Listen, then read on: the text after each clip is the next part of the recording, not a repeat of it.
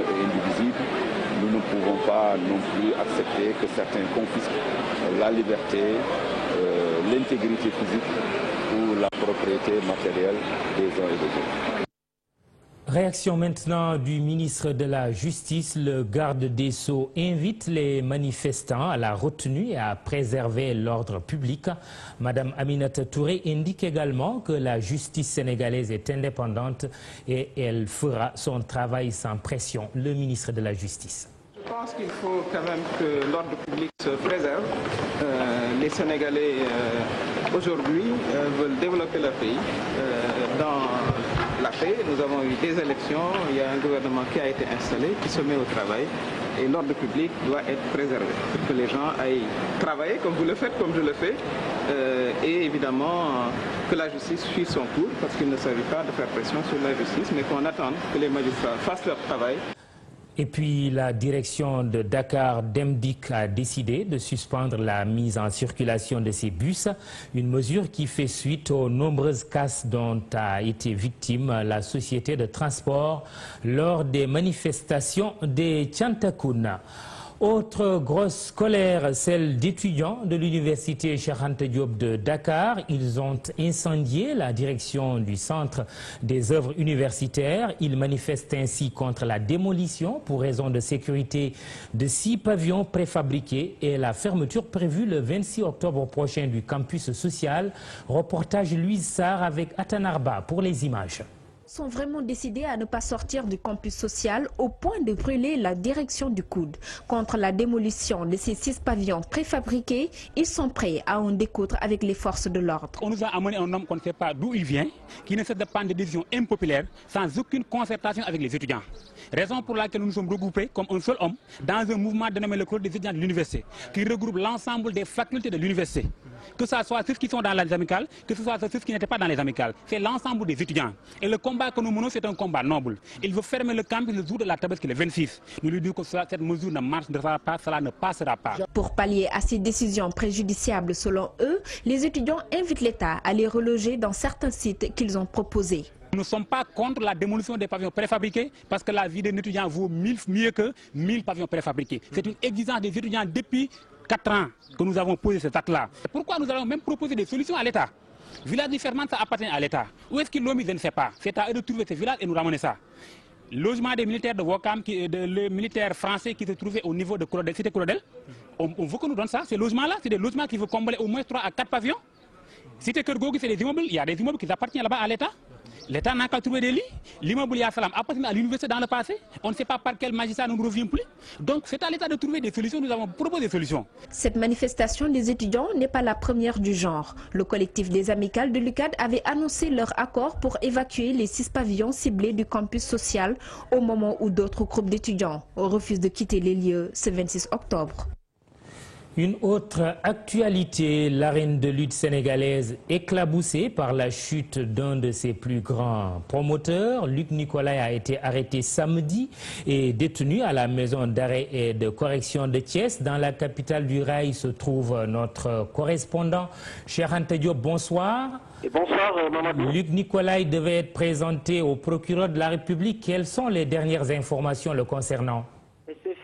Ils viennent tout juste de quitter le tribunal régional de Thiès. Luc Nicolaï et ses présumés acolytes bénéficient d'un retour de parquet. Le chef de la brigade des douanes de Mbour, Abdou Khadr Kédé, un autre élément de la même brigade, et 2 agents de l'hôtel Lamantin Beach. Ils ont été auditionnés par le procureur puis par le juge d'instruction pendant 7 tours d'horloge. La famille de la lutte sénégalaise a aussi été au rendez-vous. Parmi elles, Bazoka, le président des managers et beaucoup de lutteurs. Ils sont 5 prévenus, 2 agents de douane, le chef de la brigade des douanes et en même temps des employés de Lamantin Beach et Luc Nicolaï. Luc Nicolaï et ses présumés acolytes, en tout cas, seront édifiés sur leur sort ce mardi, demain, vers 12h ou 13h, Mamadou Ibrakan. Cheikh Anta Diop, merci. Selon son avocat, Luc Nicolaï est poursuivi pour extorsion de fonds. Il est présent dans l'arène de lutte depuis plus d'une dizaine d'années. Il ne cesse d'impressionner le grand public par ses gros cachets. Portrait signé Ibou Dioufan. Il est sans conteste le promoteur le plus en vue de l'arène sénégalaise ces 5 dernières années. Dans le milieu de la lutte, on présente Luc Nicolaï comme un promoteur généreux. Le lutteur qui passe entre ses mains ne tarisse d'éloges à propos de ses largesses. Luc Nicolaï s'est signalé dans l'arène avec le choc Morière-Bombardier à Hambourg. Nous sommes en novembre 2001. Quelques années plus tard, Luc Nicolaï met les petits plats dans les grands. Le 14 mai 2005, avec un gala de lutte à l'affiche, Yekini Khadim Ndiaye et Tafa Gueye, Lac de Guerre 1. Le promoteur d'Hambourg revient en force le 10 juin 2007. Le combat Yekini Balla Gaye 2 est monté à hauteur de 150 millions. Jamais un tel cachet n'avait été avancé dans la lutte. 2012 restera l'année phare du promoteur. Luc Nicolaï avait placé la barre haute pour s'adjuger les affiches Yekini Balla Gaye 2, Bombardier Tapha Tine. 400 millions sur la table pour l'organisation de ce combat. D'un côté 150 millions pour Yekini et 120 millions pour Balla Gaye 2. Sans oublier les 60 millions versés à Gris Bordeaux contre 30 millions à Baïmandion. En plus de ses engagements dans la lutte, Luc Nicolaï est un grand éleveur, un promoteur qui s'investit également dans l'hôtellerie, la restauration et dans l'immobilier. Luc Nicolaï est un homme confiant à la hauteur de ses moyens. Son interpellation par la gendarmerie ouvre la porte à toute supputation. Comme promis, nous recevons nos invités. À ma droite, Ibrahim Khalilullah Ndiaye, bonsoir. Bonsoir, Mamoudou. Vous êtes le secrétaire général adjoint du SYNPICS, le syndicat des journalistes. Et puis à ma gauche, Elhadj Abdoulaye Seck, bonsoir. Bonsoir. D'Amnesty International. Avant de commencer cet échange, je vous propose de regarder ce sujet de Cherif Dia, toujours sur l'affaire Cheikh Béthio Thioune. Les manifestations de ce matin se sont poursuivies jusque dans l'après-midi. Ici, on est à Liberté 6. Regardons. La peur sur Liberté 6 après le passage de manifestants se réclamant des Thiantakoun. Ils ont déversé leur colère sur ces 2 bus appartenant à un privé. Je pensais que c'était une simple manifestation de jeunes du quartier, mais ce n'était pas le cas. Ce sont des Thiantakoun en colère qui s'attaquaient aux bus. J'ai essayé de les rappeler à l'ordre en leur faisant savoir que ces bus appartenaient à Jombaï, mais ils ne m'ont pas écouté. J'étais seul ici, donc je ne pouvais que constater les dégâts. Après, ils se sont éclipsés. À un moment donné, j'avais même peur qu'ils s'en prennent aux moutons que je vends à côté.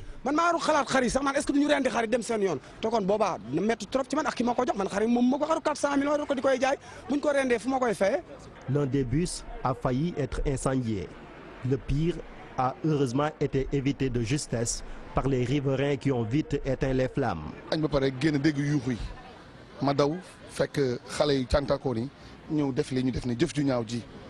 Aussitôt alerté, je suis sorti et j'ai trouvé les 2 bus saccagés par les Thiantakoun. Je condamne cet acte en tant que mouride. Et je suis convaincu que Cheikh Béthio Thioune, que je connais bien, ne leur a pas demandé de faire ça. Chacun de ces 2 bus coûte 30 millions de francs CFA, donc le total fait 60 millions. Cette dame n'oubliera pas de sitôt son après-midi d'aujourd'hui. Témoin des événements, elle a échappé au lynchage. Il poursuivait un bus Tata avec des jets de pierre. Ma sœur m'a demandé de regarder la scène.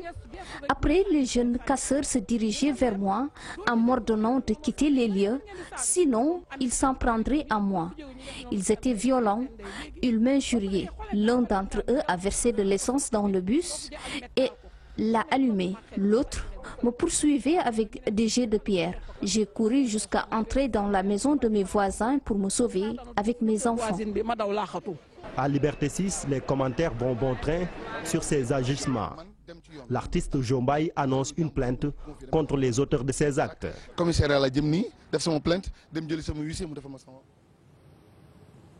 Elhadj Abdoulaye Seck, bonsoir donc. Votre organisation Amnesty International se bat pour les droits de l'homme. Quelle réaction avez-vous au vu de ces images, manifestations de talibés de Cheikh Béthio Thioune pour sa libération? Ils n'ont pas apprécié, mais alors pas du tout, son transfèrement de la prison de Thiès à celle de Dakar. Merci Mamadou. Nous voudrions condamner les cas qu'on a notés aujourd'hui partout à Dakar. c'est pour les dénoncer fortement parce qu'on considère qu'on ne combat pas l'arbitraire par l'arbitraire. Et les honnêtes citoyens dont les biens ont été caillassés n'ont rien à voir avec cette affaire. Mais l'interrogation fondamentale pour nous, c'est de savoir où est-ce qu'était la police depuis ce matin.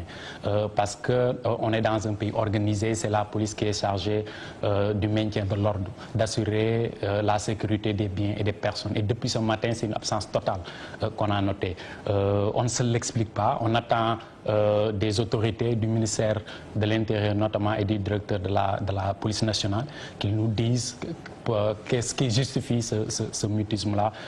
C'est le non-déploiement des forces de sécurité à Dakar.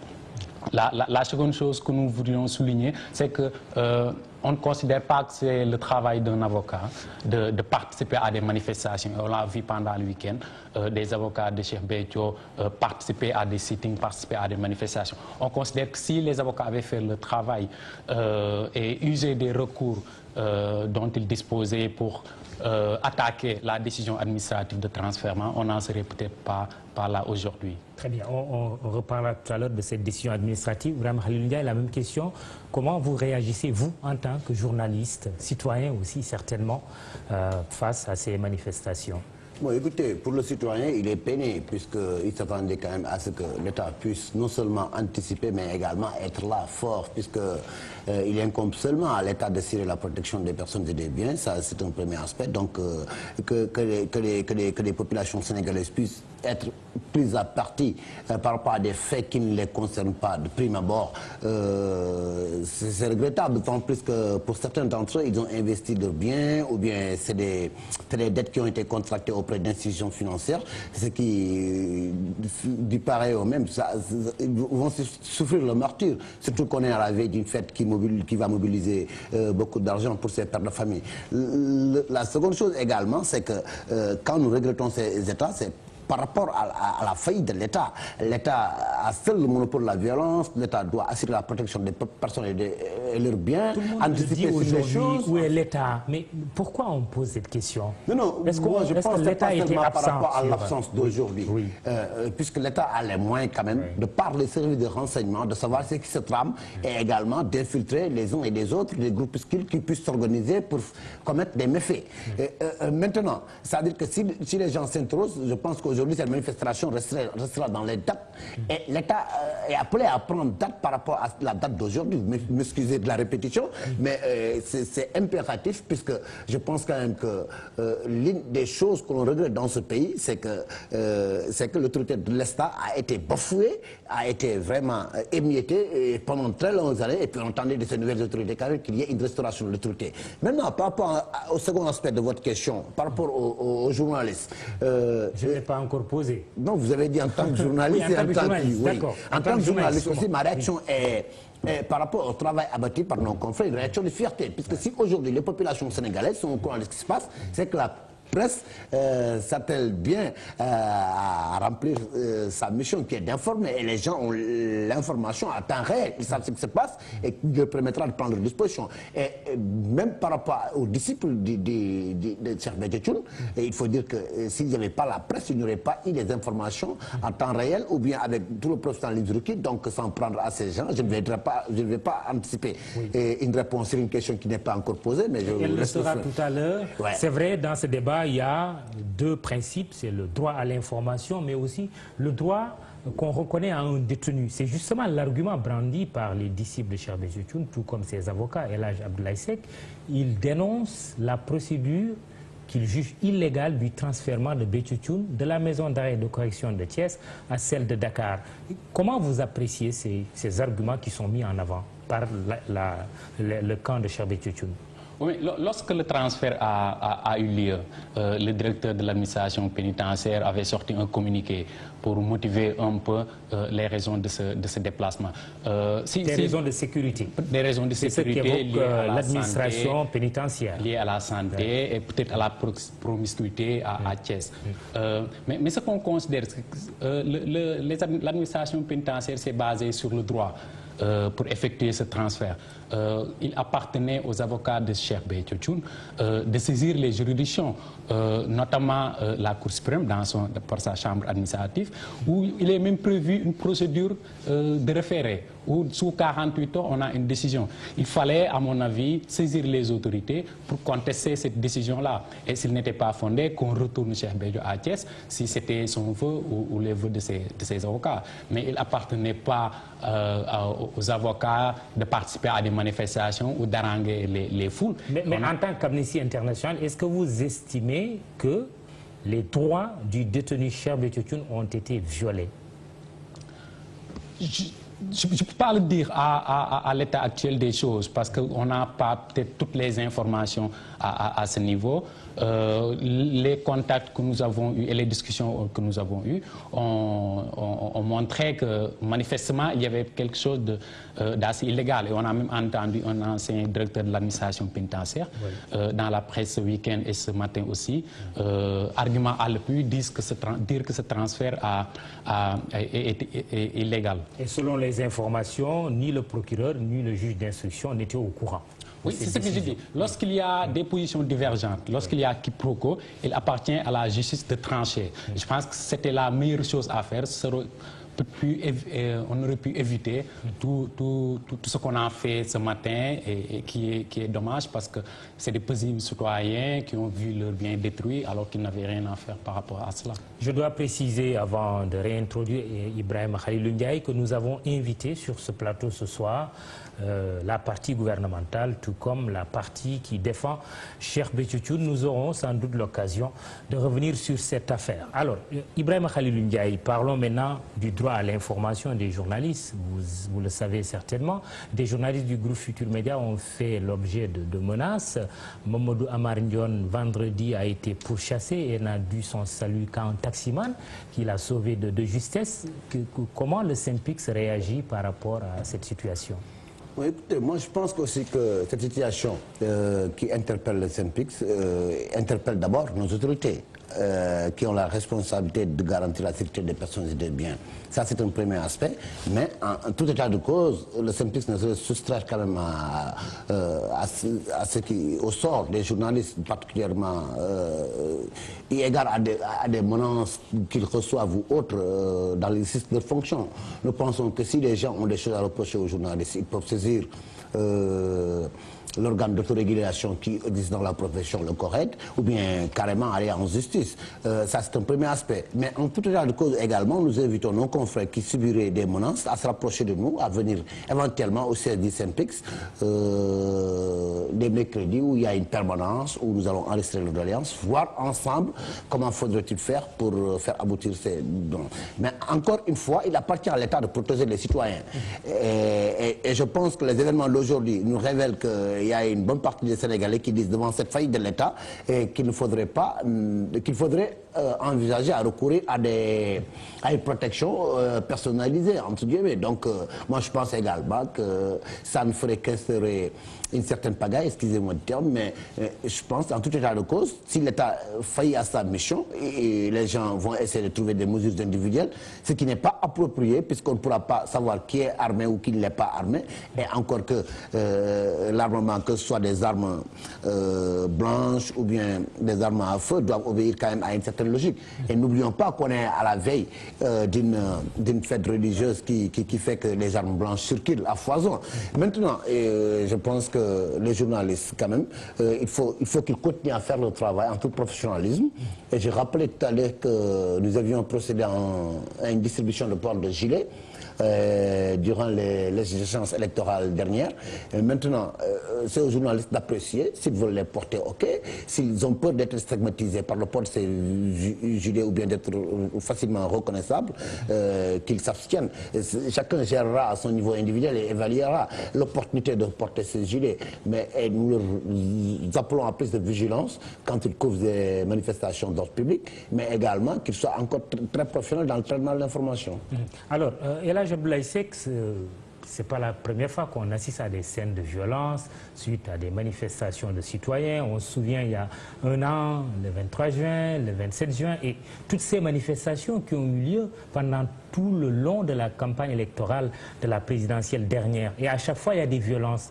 Qu'est-ce qu'en pense Amnesty International? Est-ce qu'il y a un dispositif que vous avez mis en place pour que les droits des personnes et des biens soient respectés?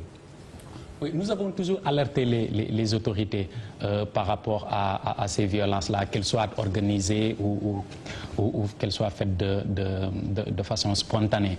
Nous restons convaincus que c'est le rôle de la police d'organiser tout cela. Et on considère qu'ils l'ont fait volontairement. Aujourd'hui, on considère que la police a décidé volontairement de ne pas intervenir. Ah bon? Oui. Pour des raisons évidentes. C'est juste pour montrer à la population que voilà, lorsque nous faisons notre travail, on y critique et laissons faire. Mais on considère que ce n'est pas un acte républicain.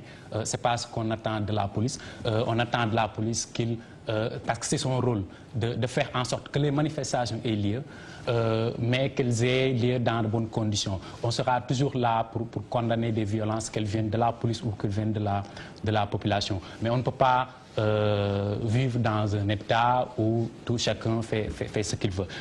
On continue de faire le monitoring de tous ces cas-là, notamment de tous les cas de décès qu'on a notés lors des violences électorales et bien après, pour que justice soit faite pour ces cas-là, parce que nous, on attend, les familles aussi des victimes attendent.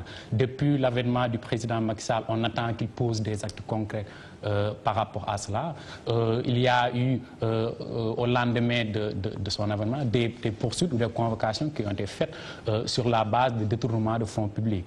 Mais les familles qui ont perdu leurs parents, les siens, sont aussi en train d'attendre que l'État fasse cela et qu'on ne reste pas prisonnier des déclarations ou des contraintes des policiers, parce que depuis qu'on a commencé à les arrêter, à les interroger, on ne cesse de faire des déclarations au niveau de la presse pour leur dire qu'il ne faut pas les toucher. Quand même bien, ils ont commis des bavures et on considère que ce n'est pas acceptable dans un état de droit. Les gens doivent rendre compte, la police a des responsabilités, il a des pouvoirs, mais il faut que ces responsabilités-là soient accompagnées de l'obligation de rendre compte. Et ça, nous y tenons. Alors, ce que dit El Hadj Abdoulaye Seck est intéressant. La police sénégalaise aurait-elle laissé faire de crainte d'être accusée de torture, de violence sur des citoyens, comme on a eu à le faire, à le constater lors de manifestations il n'y a pas longtemps? Mais je pense qu'il faut relativiser, puisque la police, elle est commandée, elle obéit à des ordres. C'est vrai que les gens ne sont pas censés exécuter à la lettre tous les ordres, comme on disait à l'époque, sans tapage ni murmure. Maintenant, les choses ont évolué. C'est vrai qu'il y a eu ces précédents. Je ne dirais pas que les actes aujourd'hui constituent un épiphénomène, mais l'État, quand même, c'est la force publique. L'État tire sa légitimité du suffrage universel. Le président de la République, le suffrage universel est très fort. C'est tous les Sénégalais qui lui ont confié leur destinée dans un intervalle de temps bien défini. Qu'il faudrait que pendant cet intervalle de temps, que l'État puisse gérer nos attentes, et faire en sorte que quand même qu'on s'en tire à meilleur compte. Maintenant, dire que la police, y égale aux événements antérieurs, aux convocations, etc., c'est vrai que les gens doivent être responsables. Et je pense que nous avons une armée de façon élargie, les forces armées sénégalaises, que ce soit la police, la gendarmerie ou bien l'armée, très professionnelle. Et encore que nous savons que la police est dans les centres urbains, c'est une force de catégorie numéro 1. La gendarmerie, c'est une force de catégorie numéro 2. On peut faire appel à elle, tout comme également les forces armées qui sont postées aux lignes frontalières et qui constituent une catégorie numéro 3, qui peuvent être aussi appelées à la rescousse en cas de besoin. Je pense qu'il ne faudrait pas lésiner sur les moyens par rapport à la protection des populations et de leurs biens. Donc, je trouve que c'est un prétexte fallacieux que de dire que, égal aux événements antérieurs, où sont ceux qui commandent l'armée? La police, c'est l'autorité politique. Elle a une vision, et l'autorité militaire, que ce soit la police, la gendarmerie ou l'armée, les gens mettent en exécution la vision. Et les gens les chefs qui ont appris à la bonne école et qui sont très bien outillés, qui sont très professionnels, savent ce qu'il faut faire, quelles mesures faudrait-il prendre. Donc aujourd'hui, s'il y a une faillite, ce n'est pas par rapport aux forces policières qui n'attendent en réalité que les ordres. Et dans la mi-journée, qu'est-ce qui s'est passé? Lorsqu'on a déployé les éléments de la brigade d'intervention polyvalente, les gens ont pu disperser des manifestants, n'est-ce pas? Donc je pense également qu'il faudrait que des cabinets ministériels de la primature ou bien même de la présidence de la République, que les gens puissent dire que oui, écoutez, il faut faire ceci, il faut faire cela, qu'il y ait quand même une politique sécuritaire qui a été étudiée, qui a été mûrie, qui a été réfléchie avant qu'elle soit mise en branle. Je pense que c'est ce qui a manqué. Les gens n'ont pas pu anticiper d'éventuels événements pareils. Donc il ne faudrait pas nous dire que le commissaire Arounsi a été entendu, que ceux qui ont fait des bavures à Podor commencent à Ngalkam.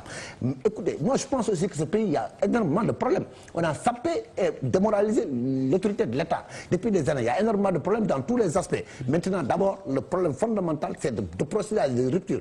La principale rupture devrait être quand même que l'État soit là, que les gens sentent l'État et que personne ne puisse penser qu'il peut faire tout ce qu'il veut et s'en sortir à bon compte. Très bien. Et là, Abdoulaye Seck, c'est la dernière question. Avez-vous constaté, vous, au niveau d'Amnesty International, des éléments constitutifs de violation des droits de l'homme au cours des manifestations auxquelles on a assisté dernièrement, vendredi dernier et ce lundi?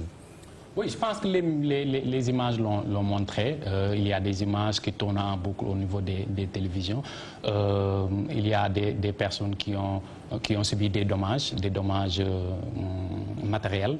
On n'a pas encore d'informations de perte de vie qui seraient liées à ces manifestations, mais on continue de veiller à faire le monitoring, de collecte de l'information, mais surtout à faire en sorte que les responsabilités soient situées de part et d'autre, du côté des manifestants, mais aussi de ceux qui étaient chargés de maintenir l'ordre au cours de la journée. Merci à tous les deux. C'est la fin de ce 20h qui recevait Ibrahima Khalil Ndiaye du SYNPICS et El Hadj Abdoulaye Seck d'Amnesty International. Merci de nous avoir regardés ce soir. Bonsoir. Demain, rendez-vous avec Khalifa Diakhaté.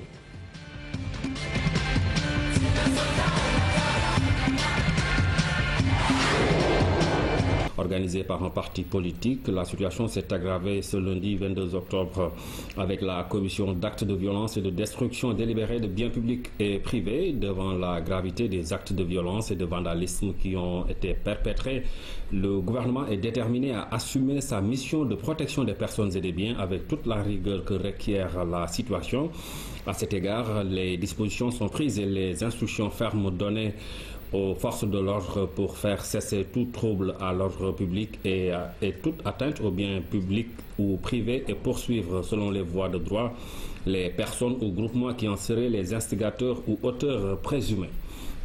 Le gouvernement tient à rappeler que M. Bétioun et d'autres personnes sont poursuivis dans le parfait respect de nos procédures en matière pénale et que, conformément au principe de séparation des pouvoirs et dans le respect de la présomption d'innocence et des droits de la défense, tout citoyen doit s'astreindre à ne pas s'initier dans la procédure judiciaire en cours ou tenter de l'influencer. Le gouvernement met solennellement en garde toute personne ou toute association qui serait tentée de profiter d'une affaire judiciaire en cours pour faire pression sur la justice et entraver son cours normal ou pour saper l'image du pays. Un communiqué signé le porte-parole du gouvernement. Dakar a donc connu un lundi très agité. Des scènes de violence ont été notées dans plusieurs points du centre-ville. De nombreux bus de la société Dakar Demdik ont été incendiés, des véhicules particuliers et des magasins saccagés. Les violences sont parties d'une manifestation des Tiantakoun qui réclament la libération de leur guide religieux, Cheikh Bétioun. Voyons ce reportage signé Issa Touré. Ce sont des centaines de voitures garées à la place de l'Indépendance qui ont été victimes d'actes de vandalisme ce matin. Une situation inquiétante qui ne laisse personne indifférent.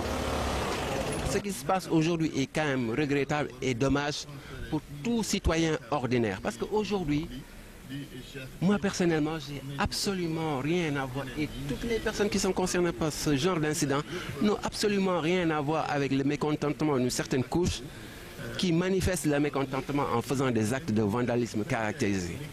Et nous faisons appel à l'autorité, à l'État, pour qu'il envoie des messages forts, définitifs et irrévocables pour que ce type d'acte-là ne puisse plus, je dirais même pas prospérer, mais puisse être envisagé par quelqu'un, parce que la personne qui va commettre ce type d'acte saura les conséquences que son acte va engendrer. C'est malheureux ce qui se passe. On est dans un pays islamique, casser des voitures. Des gens qui sont dans leur bureau en train de travailler, qui n'ont rien fait, qui n'ont pas de problème avec le chef. C'est désolant, c'est malheureux. C'est malheureux ce qu'il y a lieu de faire. Mais c'est une réaction d'indigné. Outre ces voitures saccagées, certains magasins de commerce, des vitrines ainsi que des feux de signalisation ont fait l'objet d'actes de vandalisme. La brigade d'intervention polyvalente est intervenue pour amener le calme au niveau du centre-ville et dans certains quartiers de la capitale.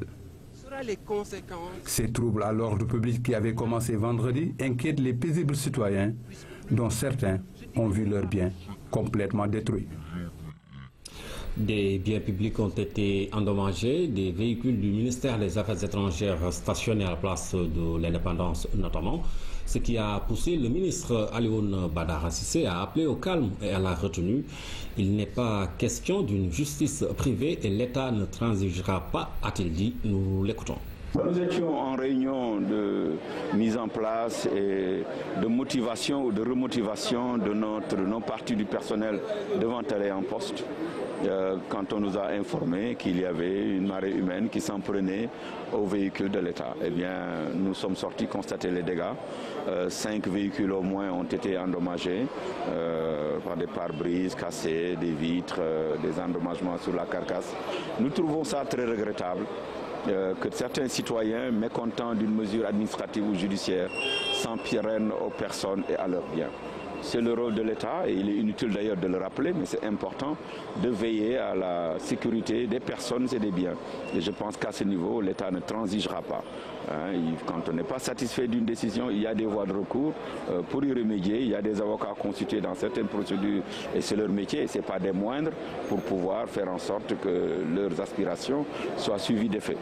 Mais quand on s'en prend aux personnes, quand on s'en prend au ministre de l'Intérieur, aujourd'hui à des véhicules, eh bien, je pense que c'est l'instauration d'une justice privée que l'État ne peut pas admettre, ne doit pas admettre. Je pense qu'il y a deux choses tout simplement. C'est l'information rapide aux services et aux forces de sécurité, que les bâtiments publics soient sécurisés, qu'également, de manière générale, le citoyen lambda se sente en sécurité. Il n'est pas normal de protéger un ministre ou un député et de laisser courir un citoyen ordinaire qui peut être victime d'une prise à partie. Ce n'est pas juste. Il faut la sécurité, c'est un climat d'ensemble. Il faut que quand je me promène le soir, que je me sente libre d'aller où je veux. Mais il ne faut pas qu'il y ait des sens interdits parce que telle position publique ou telle démarche ou telle décision de l'État n'est pas susceptible d'emporter l'assentiment d'une certaine partie du personnel. Nous voulons rompre nous voulons complètement rompre la situation d'ensemble entre cette dichotomie citoyen protégé et citoyen ne l'étant pas. Mais il faut que tout le monde comprenne que nous sommes tous d'égale dignité et que nous méritons tous de la protection de la loi. Un autre communiqué de la maison d'arrêt de correction de Rebeuss, le directeur de la MAC de Rebeuss informe que la visite générale du mardi 23 octobre 2012 est supprimée. Toutefois, cette mesure ne vise ni les avocats légalement constitués, ni les porteurs de permis spéciaux délivrés par l'autorité judiciaire. La Sénélec réceptionne de nouveaux équipements. Ces installations vont renforcer le réseau et améliorer sensiblement la qualité du service dans plusieurs quartiers de Dakar. C'est un reportage de Pabouna Thiaw. Le directeur général de la Sénélec s'est fait l'honneur d'assister à la mise en service des nouvelles installations de la sous-station de l'aéroport. Dernier réglage avant l'opérationnalisation et puis petite séance d'explication. On a coupé le câble ici, on a tiré un câble à partir de les cellules 30 kV. C'est ce que vous faites aujourd'hui. Voilà, c'est ce qu'on est en train de faire. Maintenant, ici aussi, toujours on a un câble qui quitte le gyrobar 30 kg du nouveau poste qui va venir reprendre le gyrobar de la sous-station. C'est pour l'alimentation des transports 36. Ces transformateurs dernière génération devront considérablement améliorer la distribution et jouer un rôle de relais en cas d'incident sur le réseau. Avec la mise en service de la sous-station aéroport, on va avoir un secours. Et ce secours qui est vraiment ce qui se fait de mieux parce qu'on va avoir deux sources différentes. Comme je l'ai dit l'autre jour, c'est comme quand quelqu'un voyage, il ne veut pas perdre du temps, il a son véhicule et ensuite il a une voiture suiveuse. S'il y a crevaison, s'il y a panne, s'il y a accrochage, il quitte la voiture et il prend une voiture. Donc ça veut dire que c'est des choses qui coûtent excessivement cher, mais vu disons, l'objectif des autorités de fournir l'électricité de façon suffisante, à bon marché, avec une qualité de service presque parfaite, ça vaut la peine quand même de faire ces postes. Les équipements vont nettement accroître l'alimentation des zones de Grand Yoff, Parcelles Assainies, Almadies ou encore Ouest Foire. Les nouveaux transformateurs sont 5 fois plus puissants que les anciens. À partir d'aujourd'hui, bien sûr, les gens vont constater qu'il y a une nette amélioration de la qualité et on va avoir une qualité de service égale à la qualité que vous avez dans tous les pays développés. Je voudrais aussi dire une chose, parce qu'on l'a vécu. Parce que, bon, si vous écoutez les radios, la presse, si vous écoutez les Sénégalais, on a l'impression que les choses traînent. Mais nous qui sommes dans le secteur de l'électricité, et ça je peux l'affirmer ici, la consommation d'électricité, qui est quand même un indicateur de l'activité économique, pour la première fois au Sénégal, on a une croissance de 18%. Au vert, les clignotants attestent de la bonne santé du réseau et cela malgré la forte demande de ces derniers temps. Une qualité de service qui sera encore accrue avec la réception de la sous-station de l'université prévue en janvier prochain. Le directeur général de la Sénélec assure qu'il n'y a plus de délestage à Dakar. Pape Dieng qui appelle certains abonnés à plus de responsabilités. Nous l'écoutons. Il est bon de dire quand même la vérité. La Sénélec, au mois d'octobre, c'est le mois le plus difficile pour Sénélec. Pendant tout le mois d'octobre, on a toujours eu une marge supérieure à 100 MW. 100 MW, si je peux vous le décrire, c'est plus que la consommation de la ville de Dakar. Enfin, quand je dis Dakar, c'est le département de Dakar. Donc, on a suffisamment de réserves lorsque, dans des émissions comme Warsa Khalat, ainsi de suite, des gens interviennent, qu'on puisse situer où ils se trouvent pour aller faire les réparations si c'est nécessaire. Parce que mon tailleur là, depuis ce matin, on ne sait pas où il se trouve. Mais si on connaît là où se trouve le tailleur, si bien sûr le tailleur existe, si on connaît sa police, sa référence, aussitôt on peut envoyer l'équipe pour réparer. Parce que vraiment on veut donner la meilleure satisfaction à la clientèle. L'autre jour, je me suis plaint qu'on a 950 000 abonnés. Bon, on met l'actualité sur 1000 abonnés qui ne sont pas alimentés. Bon, la presse certains journalistes nous disent ceux qui ont le courant, ce n'est pas une information. Heureusement, ça veut dire que c'est ça qui est maintenant normal, que les Sénégalais aient le courant. Ça, c'est normal, c'est pas la peine d'en parler. Et prions pour que ça continue. Et que l'exception, c'est les coupures. Le Sénégal va accueillir le Salon international des mines du 6 au 8 novembre prochain. Cette rencontre va, selon le ministre de l'Énergie et des Mines, permettre aux acteurs d'échanger sur les difficultés du secteur. Voici Alioune Ndiaye au micro de Thiarodien. Depuis l'adoption du code minier en 2003, le Sénégal est devenu très attractif. Et beaucoup de grandes structures qui investissent dans le domaine minier sont actuellement présentes au Sénégal, ou en tout cas nous sollicitent pour investir dans ce domaine. On a eu à organiser 2 éditions de ce salon, qui est une occasion pour ces différents exposants de venir au Sénégal, échanger et voir également les opportunités d'investissement. La 3e édition donc, de ce salon, l'édition 2012, ne sera pas en reste parce que nous attendons au moins 500 participants, 75 exposants donc dans pratiquement tous les domaines donc, miniers. Et nous pensons qu'avec ce record qui sera battu, parce que ça va faire 50% de plus par rapport à l'édition 2010. Et le thème également donc, de ce salon portera essentiellement sur comment impliquer les PME, surtout sénégalais, dans la chaîne minière, parce que comme vous le savez également, elles ne sont pas très présentes dans ce domaine. Nous pensons que les différents thèmes qui seront abordés leur permettraient en tout cas aux PME sénégalais d'avoir une meilleure appréciation de ce que le secteur minier peut leur apporter. Que nous sommes une nation. Ce n'est pas parce qu'aujourd'hui l'or est à Kédougou que ceux de Kédougou ont plus de droits que les populations de Dakar sur cet or. Aujourd'hui, les Dakarois n'ont pas plus de droits sur le poisson qui sort d'ici. Donc, ce n'est pas parce que les populations sont là-bas qu'elles ont seulement droit à ces ressources. La Tabaski approche à grands pas, elle sera célébrée ce vendredi. Les moutons sont disponibles, mais c'est le prix qui pose problème, malgré les exonérations accordées par l'État sur les taxes. Reportage au forail de Ngundian dans la région de Thiès, Cherfal. La Tabaski approche à grands pas. Un tour au grand forail de Seoukhey dans le Ngundian montre un décor qui rassure. Ici, le mouton est bien présent. Le problème est cet acheteur l'a appris à ses dépens. Il est venu de Dakar mais trouve les moutons encore trop chers. J'ai quitté Dakar pour acheter ici un mouton. Malheureusement pour moi, je n'ai pas pu obtenir ce que je cherchais. Les moutons sont trop chers.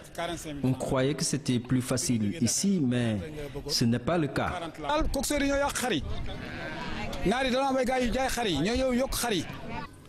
Pourtant, que de mesures prises pour rendre le mouton accessible. Quand la Tabaski en rush arrive, le Premier ministre, le ministre de l'Énergie, le ministre des collectivités prennent tous des arrêtés pour demander en tout cas aux collectivités locales qui abritent ce bétail de supprimer les taxes et d'alléger, de créer les conditions d'accueil de ce bétail. Mais nous le faisons pour nos populations. Parce que si vous allez au niveau de Seoukhey, mais c'est des centaines de femmes, c'est des centaines de jeunes qui tiennent leur petit commerce, de la restauration, aux vendeurs de cartes de crédit, aux vendeurs d'eau, mais véritablement aux vendeurs de cordes et de la commission qui travaille là-bas pour gérer les aspects sécuritaires, les aspects électricité, eau et tout. C'est un ensemble de commerce qui se développe, qui permet à des gens d'avoir le mouton de Tabaski, qui permet à des gens d'avoir ce qu'il faut pour la famille. Le forail, lui, continue son animation et son rythme. Les moutons seront à suffisance, confessent nos voisins mauritaniens, principaux pourvoyeurs. Ils ont remercié les autorités sénégalaises qui ont renoncé aux taxes. L'espoir n'est pas perdu cependant de voir chaque musulman disposer de son mouton. Car l'on peut envisager toutes les hypothèses, sauf celle d'une quelconque rupture. Mais à quel prix? L'Aïd el-Kébir n'attend pas. Pour la Tabaski, l'ambassade d'Israël offre des moutons à des familles démunies. C'est en collaboration avec le Congad. 50 moutons ont été remis à des familles vulnérables. Fantabadji. Pour la 4e année consécutive, l'ambassade d'Israël offre des moutons à des familles nécessiteuses pour leur permettre de fêter dignement la Tabaski. La Tabaski représente le sacrifice d'Abraham, notre Père commun et fondateur de 3 religions, le judaïsme, le christianisme et l'islam. Le don cible des personnes handicapées ou démunies, des veuves, des orphelins, un élan de solidarité apprécié à sa juste valeur par les bénéficiaires. Ils ont été choisis à la suite d'une sélection effectuée par le Congad et ses ONG partenaires. Aujourd'hui, monsieur l'ambassadeur, vous avez fait et continuez à faire ce geste noble et généreux pour tous ces gens qui sont démunis ici. Et à part d'aujourd'hui, ils sont tranquilles parce que leur Tabaski est assuré. Nous avons octroyé ce mouton à une non-voyante du nom de Adama Tchaou qui habite Yembel. Si tous ceux qui sont nantis faisaient de la sorte, il y aurait moins d'inégalité un peu dans la société sénégalaise. Cette année, le budget alloué à cette opération est revu à la baisse. L'ambassade d'Israël avait offert des vivres aux sinistrés des inondations. Nous avons assisté les familles qui étaient affectées, sinistrées. Et nous allons revenir à 99 moutons. C'est la noblesse du geste qui nous importe. Ce n'est pas sa valeur quantitative ni monétaire. c'est justement l'expression d'une foi réelle. Cette manifestation est inscrite dans l'agenda de l'ambassade et elle contribue au renforcement des relations amicales et fraternelles entre Israël et le Sénégal.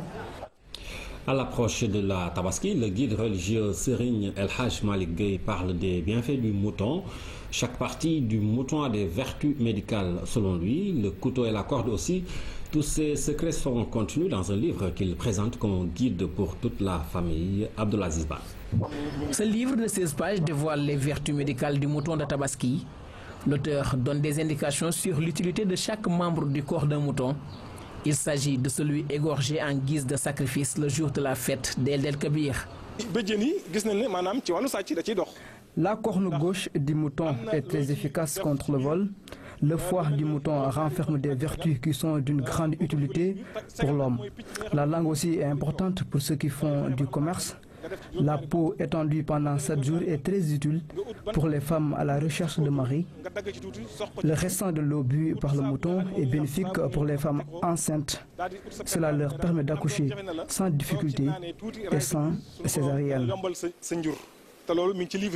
Dans ce livre que l'auteur considère comme un guide pour toutes les familles, Serigne El Hadj Malick Gueye explique que même la corde ayant servi à attacher le mouton et le couteau avec lequel on l'a égorgé ont des vertus médicales.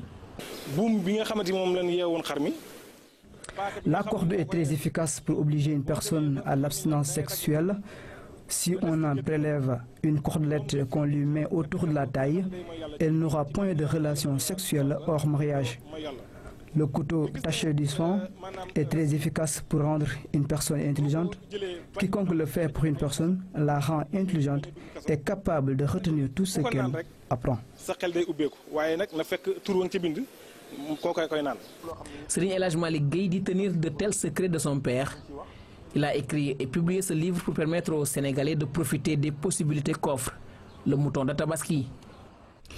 Le pèlerinage à la Mecque, les missionnaires ont tenu une dernière réunion préparatoire avant l'étape de Mouna, Arafat et Mousdalifa.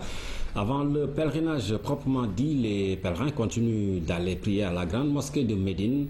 La restauration a été améliorée. Envoyés spéciaux à la Mecque, El Hadj Amadou Fall, El Hadj Youga Ndiaye, El Hadj Amadou Gueye Diop et El Hadj Cheikh Niang. C'est toujours le grand rush vers la grande mosquée où se trouve la Kaaba. Les Sénégalais continuent de déferler sur la Mecque en état de sacralisation. En effet, à la grande mosquée de la Mecque, c'est encore la grande affluence. Côté restauration, grâce à l'utilisation des restauratrices sénégalaises, les pèlerins ont l'embarras du choix. Mais pourquoi le choix des repas sénégalais? Au Sénégal, les gens aiment du tchéboudiet, du yassa et quelques plats variétés quoi. Mais moi, je préfère de prendre du poulet parce que je n'aime pas du riz beaucoup quoi. Et de crudité aussi.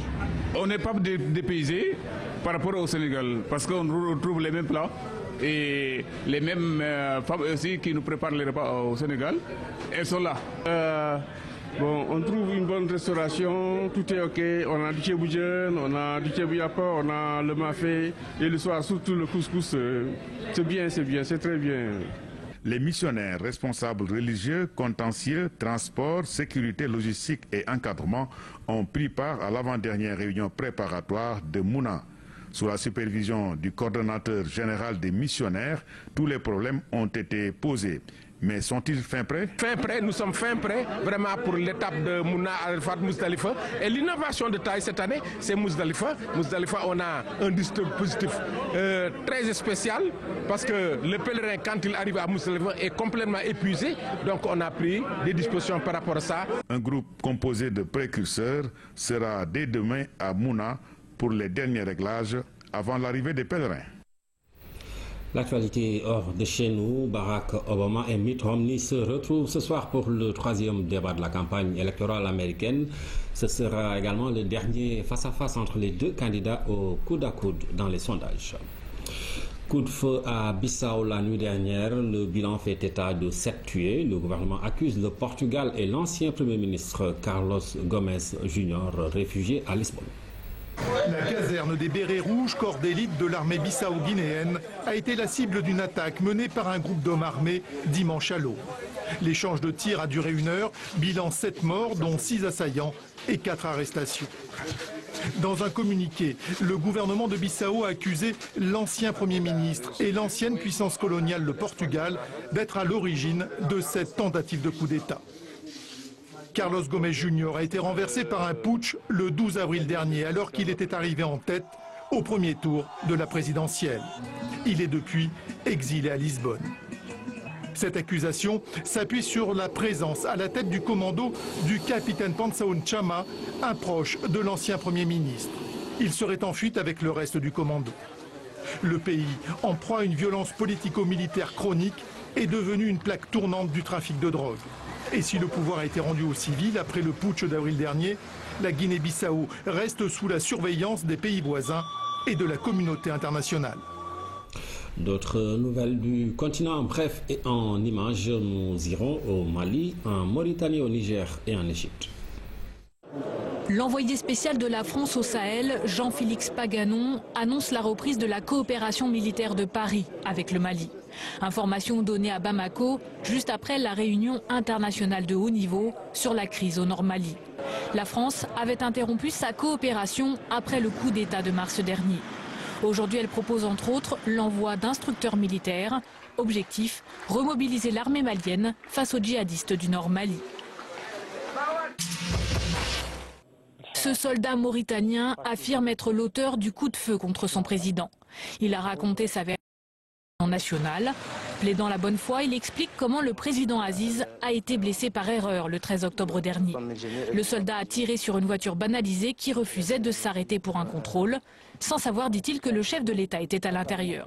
Officiellement, aucune sanction n'a été prise contre le militaire fautif. Nouvelle manifestation au Niger contre le prix de l'essence. Ils étaient plusieurs centaines à réclamer du carburant moins cher. Le Niger s'est lancé dans la production de pétrole il y a 1 an, mais en faible quantité. Depuis, le prix de l'essence a baissé seulement de 100 francs CFA, 20 centimes d'euros, suscitant la colère répétée de la population. Au Caire, manifestation dimanche de centaines de footballeurs égyptiens. Même Ahmed Hassan, le célèbre capitaine des Pharaons, l'équipe nationale était de la partie. Ils réclament la reprise immédiate de la saison de football et le versement de leur salaire. La reprise des matchs a été repoussée pour la 2e fois par le gouvernement pour raison de sécurité. Les autorités ne veulent plus prendre de risques après le drame de Port Saïd en février, où 74 personnes étaient mortes lors d'un match. Retour à Dakar et sur les violences de ce matin. Le bilan de ces violences fait état de 12 bus saccagés et calcinés. Les responsables de Dakar Demdik ont décidé de retirer leurs bus de la circulation pour des raisons de sécurité. Et cela a causé beaucoup de soucis aux usagers. Ibrahim Ndong. Je parle de choqué. Choqué, voilà le seul qualificatif trouvé pour apprécier cette situation. Les travailleurs de Dakar Demdik n'ont pas le cœur à la fête. 12 de leurs bus ont été vandalisés depuis ce vendredi. Parmi ces cars, celui-ci qui a été brûlé, mais le feu a été vite maîtrisé. Par contre, cet autre a été totalement calciné par les Tchantakoun, des disciples de Cheikh Bétchouchoun. La situation qui prévaut est catastrophique. Et ça, d'autant plus que nous avons tiré la sonnette d'alarme depuis le samedi dernier où on nous avait cassé 9 bus. Aujourd'hui, nous nous retrouvons avec un bus calciné, un autre qu'on a sauvé de justesse. Les violences de ce lundi ont obligé les travailleurs de l'entreprise à ne pas honorer leurs engagements. Ils ont tout simplement décidé d'arrêter de circuler dès le matin. Conséquence, les clients ont payé les pots cassés. Triste et dommage pour le peuple sénégalais parce que nous utilisons tous le bus et franchement c'est dur pour tout le monde, je peux dire, parce que les moyens ne sont pas suffisants et puis c'est le bus qui nous rend, nous les Sénégalais, surtout ceux qui habitent.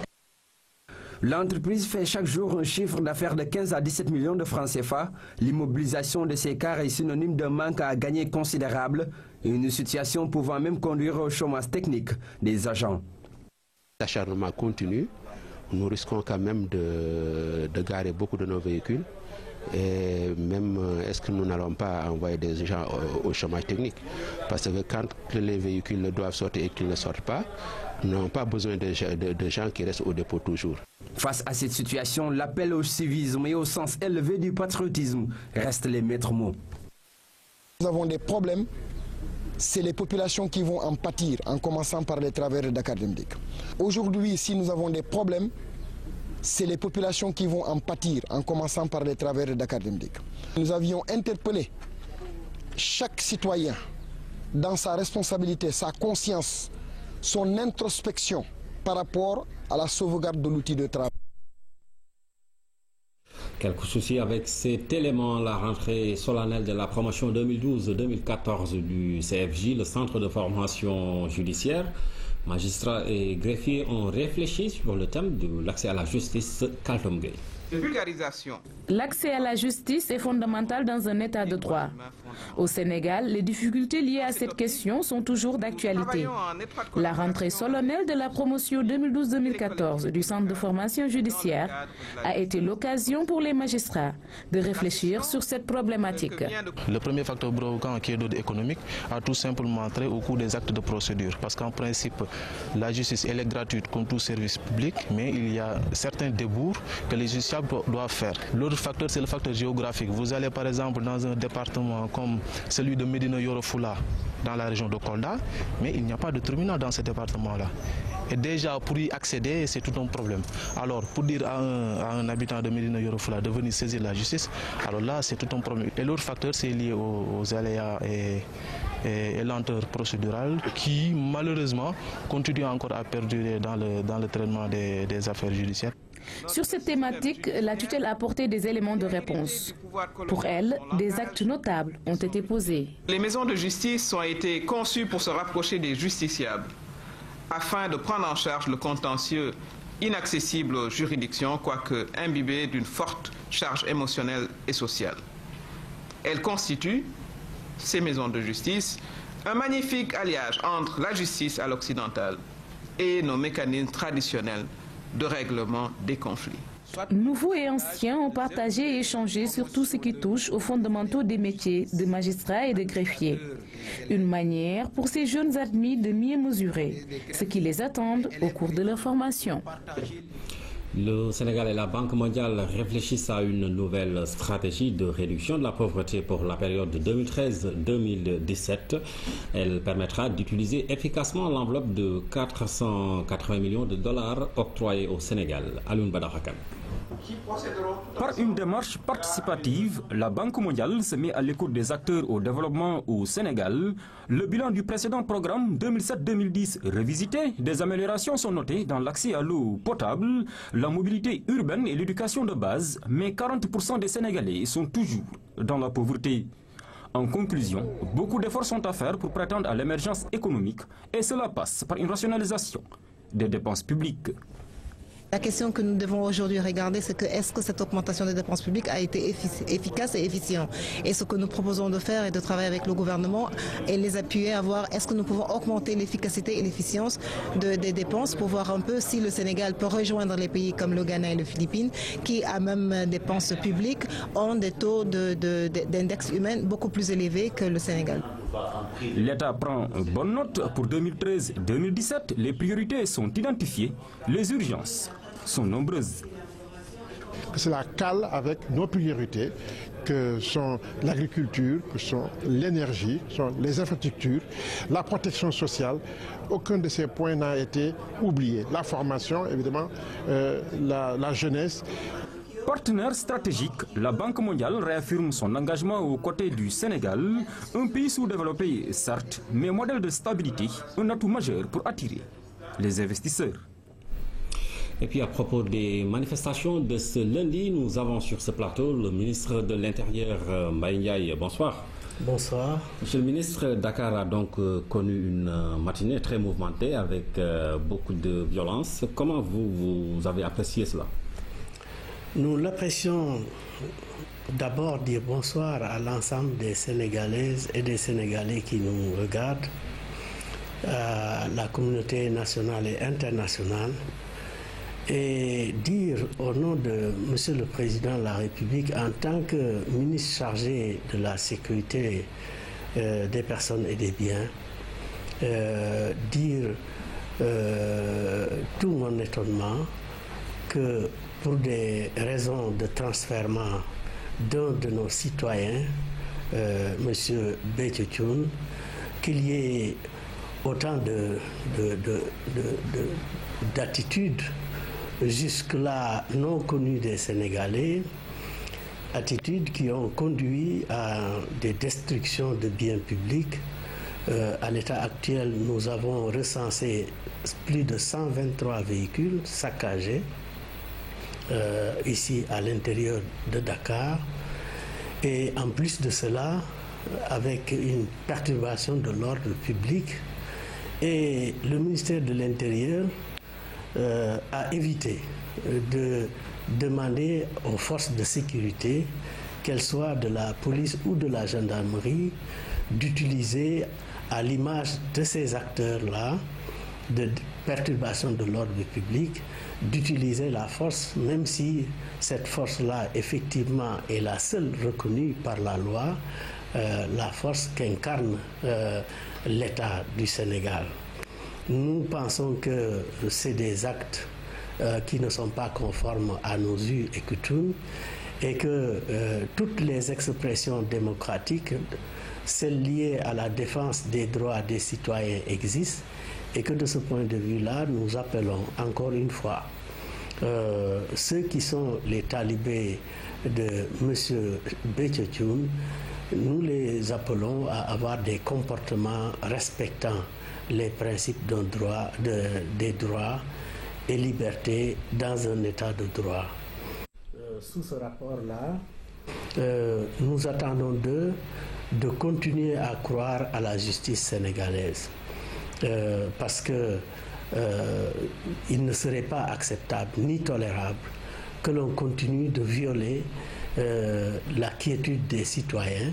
L'État est là pour tous et nous avons le devoir de surveiller, sauvegarder, protéger tous les citoyens et leurs biens et que donc force restera à la loi de ce côté-là. Mais en lançant cet appel-là au détenu M.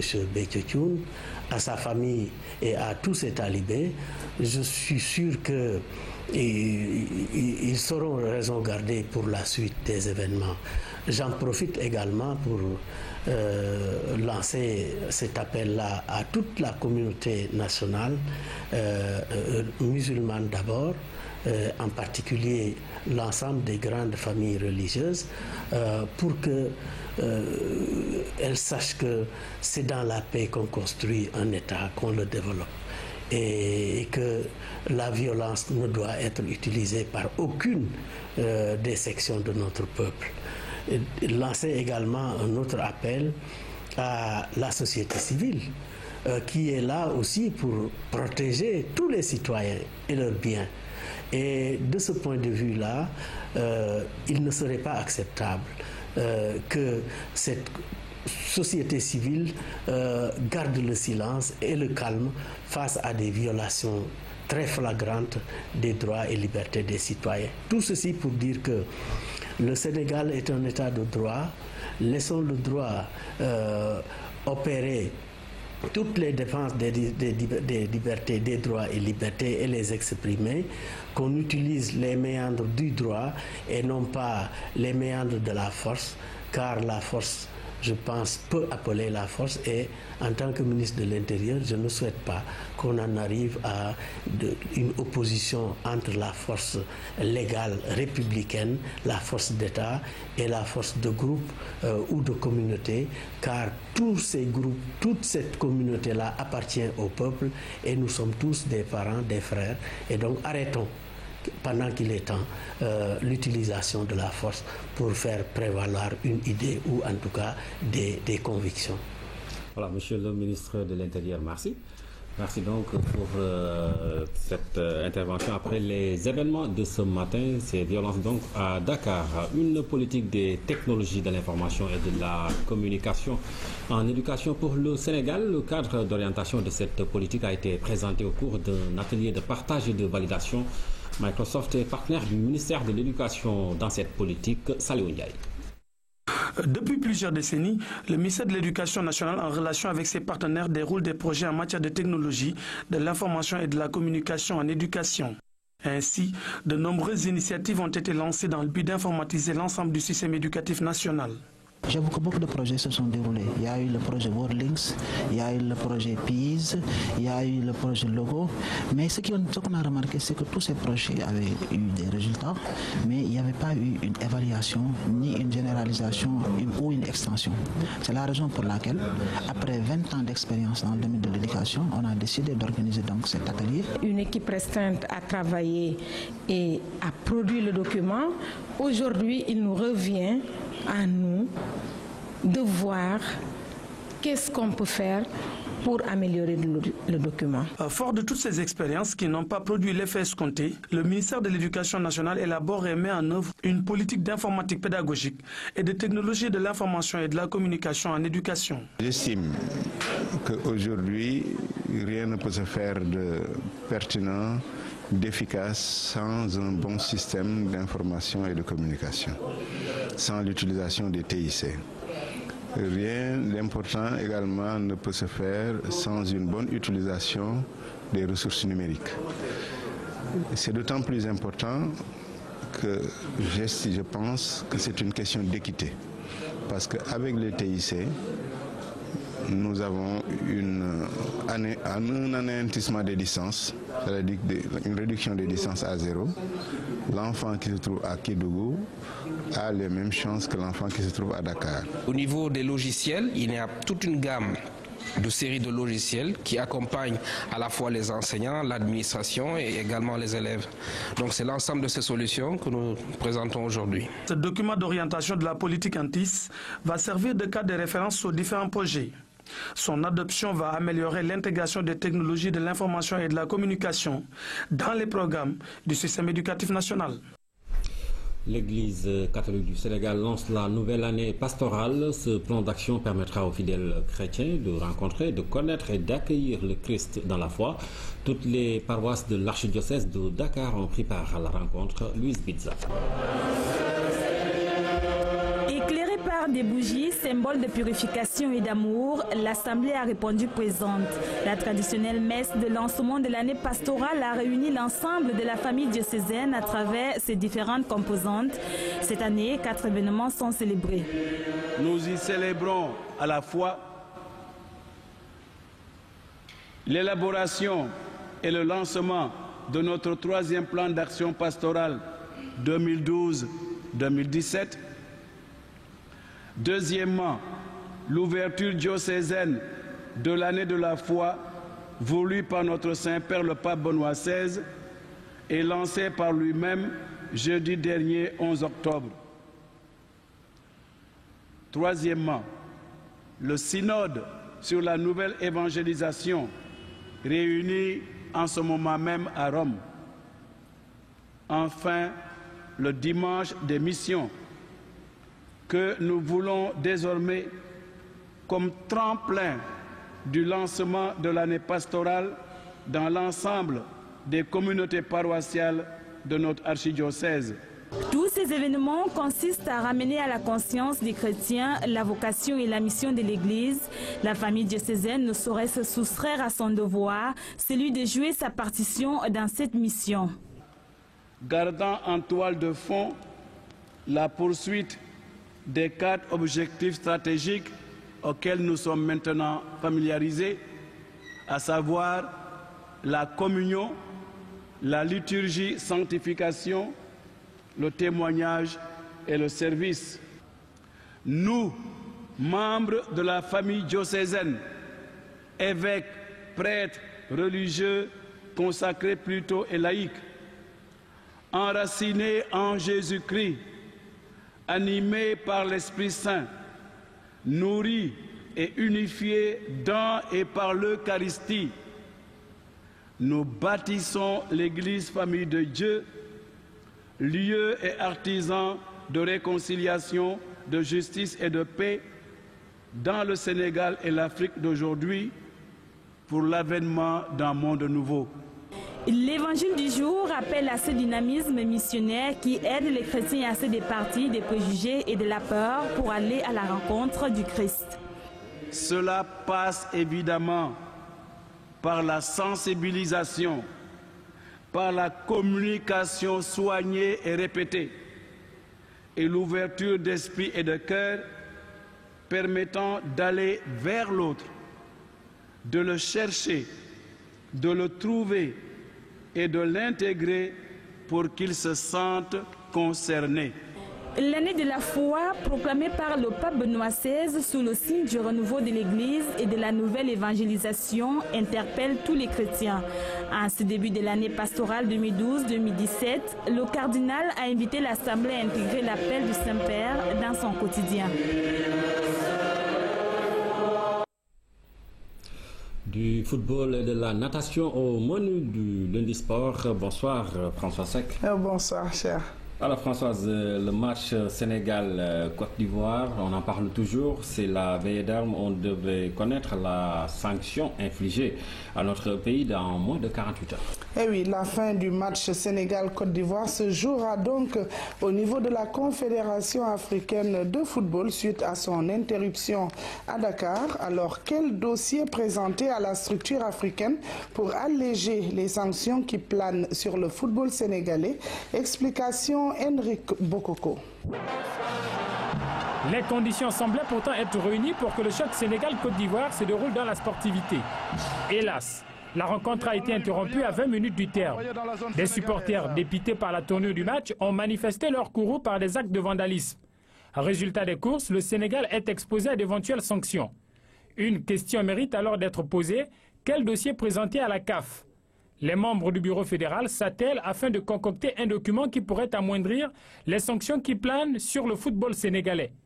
La déclaration faite à Kinshasa par le président de la République sera d'un apport considérable. Je regrette profondément ce qui s'est passé, puisque ce n'est pas un esprit sportif, ce n'est pas un esprit, ce n'est pas un fair play. Et nous devons condamner cela très fermement, présenter nos excuses à la Côte d'Ivoire, à la CAF, à la FIFA, bon, au monde entier, puisque le Sénégal est un pays de teranga. Conscient de l'excellence des rapports qui existent entre les fédérations sénégalaises et ivoiriennes de football, une rencontre a été tenue dans ce sens à Dakar. Une démarche qui concourt à densifier le dossier du Sénégal. N'avons aucun sentiment négatif à l'endroit de la fédération sénégalaise et du peuple sénégalais. Parce que personnellement, je suis arrivé en début de semaine avant le match, et tout a été fait pour que ce match se passe dans de très bonnes dispositions. Le document qui sera présenté à la CAF devra contenir des éléments qui militent pour l'allègement des sanctions, une formule suggérée par les juristes. Il faut se battre dans ce procès, déjà sur les faits pour lesquels, et ne pas aller invoquer une jurisprudence ou accabler déjà le Sénégal pour dire c'est extrêmement grave, etc. Le Sénégal sera fixé sur son sort lors de la prochaine réunion de la commission de discipline de la Confédération africaine de football qui se tiendra le 24 octobre à Durban, en Afrique du Sud. La fin du tournoi de la zone verte ce week-end au Lampan dans le département, dans le Bignona, était en fait.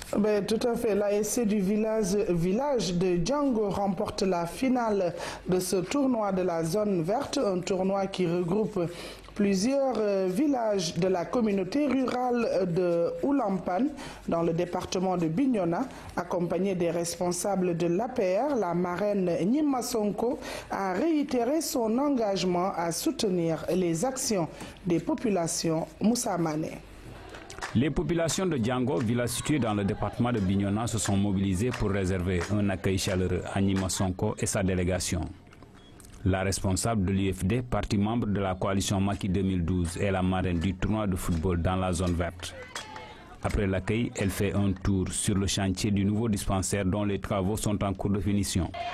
La finale de cette année a opposé l'équipe de Marboune en rouge à celle de Django en noir. Et ce sont les Noirs de Django qui l'emportent à l'issue de la série de tirs au but. Une belle fête de la jeunesse. La joie est grande dans la mesure où, depuis le championnat jusqu'à la finale, il n'y a pas de problème. Vraiment, c'est l'esprit de fair play. Donc si c'est comme ça le football, vraiment c'est encourageant. Parce qu'en général, le football, c'est un rassembleur, d'après les grands penseurs sportifs. Ça fait beaucoup plaisir, d'autant plus que ça prouve que les gens aspirent à la paix. Et que nous, on est là pour ça, quoi, pour la paix. Nous sommes là pour ça. La marraine, très satisfaite, a réitéré son engagement à être aux côtés des populations de Django. Dans l'unité que nous pouvons relever les défis énormes qui interpellent tout bon citoyen soucieux du devenir de son pays, de sa localité.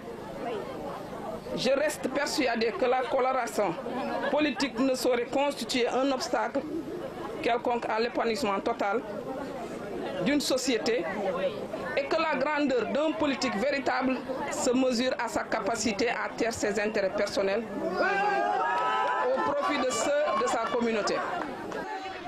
Plusieurs récompenses ont été distribuées aux différentes ASC.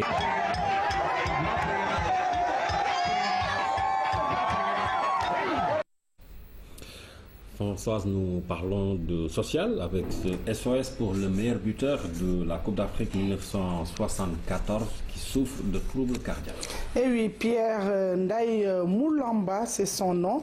Alors son nom ne dit certainement pas grand-chose aux plus jeunes, mais retenez que c'est le meilleur buteur de la Coupe d'Afrique de 1974 avec l'équipe de la RDC. Aujourd'hui, Ndaye Moulamba est malade, souffrant de problèmes cardiaques. Seulement, il n'a pas assez de moyens pour se prendre en charge. Un SOS est lancé dans son pays pour venir en aide à ce héros du ballon rond dans une situation difficile. C'est un héros du football congolais. On le surnommait Mutumbela, le croque-mitaine, parce qu'il ne faisait qu'une bouchée des gardiens. En 1974, avec les Léopards, en Égypte, il gagne la Coupe d'Afrique des Nations. Il devient le meilleur buteur d'Afrique en marquant 9 buts en 6 matchs. Aujourd'hui, âgé de 64 ans, Pierre Ndaye Moulamba est malade. Admis à l'hôpital de Kinshasa, l'ancien footballeur n'a pas les moyens de se soigner. Ses problèmes cardiaques nécessitent des examens poussés. Mais sans argent, c'est un problème. Même si jusqu'à présent, l'hôpital n'a pas exigé d'avance sur les frais médicaux. L'administrateur de l'hôpital a dit que j'avais fait le bonheur de ce pays. Ils ont tenu une réunion et ils se sont dit qu'ils ne pouvaient pas me laisser mourir. Ils ont même dit qu'ils étaient prêts à accepter la faillite pourvu que je me tienne debout. Après avoir fait les beaux jours du football congolais, Pierre Ndaye Moulamba se sent abandonné. C'est l'incompréhension face à un gouvernement jusqu'à présent indifférent. La joie qu'a amené Ndaye dans ces pays, c'est pitoyable. C'est pitoyable. Aucune autorité jusque-là n'est passée pour voir demander ne fût-ce que l'état de santé de Ndaye. Aucune autorité n'est passée par là. Cette précarité, tous les anciens joueurs des Léopards la vivent aujourd'hui. Depuis leur victoire à la CAN en 1974, ils n'ont presque jamais touché d'argent. En 2011, le chef de l'État, Joseph Kabila, leur promet une prime forfaitaire de $500 par mois. Ils la toucheront 2 fois, puis plus rien, malgré toutes les démarches entreprises. Parmi nous, il y a les dignitaires de l'État qui ont été décorés et tout ça par l'État. Et allez comprendre que même l'État qui a fait de certains joueurs des dignitaires, il les clochardise. Mais ça n'a pas de sens. Les anciens Léopards ont décidé de réagir, mais cette fois devant la justice. Ils comptent saisir les tribunaux pour obtenir une aide financière et ne plus être sur la touche. Des anciennes gloires françaises aux oubliettes, après avoir fait vibrer nos pays. C'est une situation qu'on retrouve maintenant dans beaucoup de pays. Oui, beaucoup de pays africains, mais je pense qu'il est temps quand même que les États commencent à prendre en charge ces footballeurs qui ont quand même beaucoup donné à leur pays. Tout à fait. Espérons également que ce SOS sera entendu. Nous allons en France où on a joué la 9e journée du championnat ce week-end. Eh oui, une 9e journée que tu as suivie, cher, avec beaucoup d'intérêt,